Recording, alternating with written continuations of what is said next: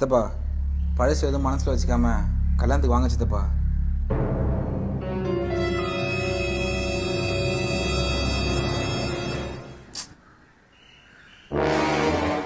சித்தப்பா நாங்கள் எதுவும் எதிர்பார்த்து வரல சித்தப்பா.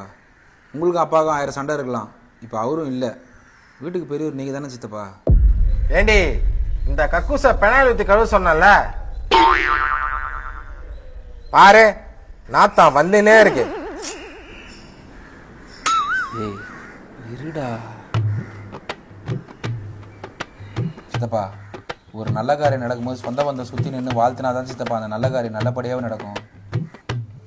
எனக்கு உங்கள் வாழ்த்து வேணும் சித்தப்பா. என்னை ஆசீர்வாதம் பண்ண மாட்டீங்களா சித்தப்பா?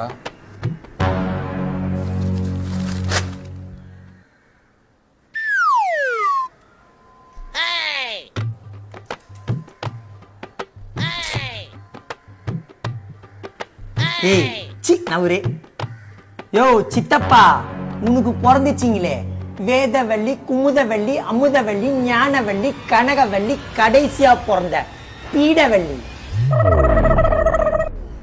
இதுங்க எல்லா கல்யாணத்துக்கும் எங்க அப்பா 10,000 ரூபாய் மொய் வச்சுக்கிறான். இதுல குமுதத்துக்கு 2, ஞானத்துக்கு 2, பீடைக்கு 1. இதுங்க பிறந்த நாளைக்கு கையில மோதிரம் வேற.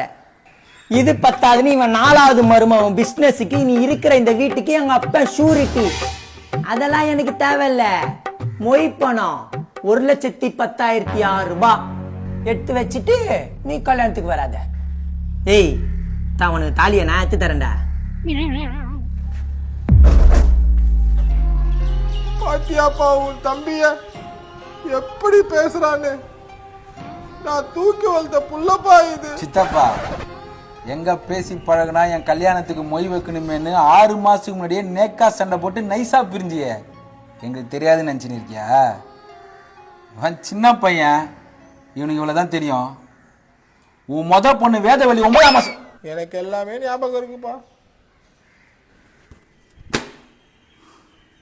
இந்த சித்தப்பா இல்லாம பொண்டாட்டிகள்ல தாலி ஏறாது.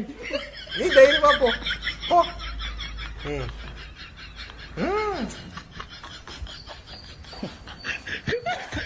காசு கட்டணும் எப்படி நடிக்கிறான் பத்தியா? நிக்கிறான் பாரு சிலையாட்டம்.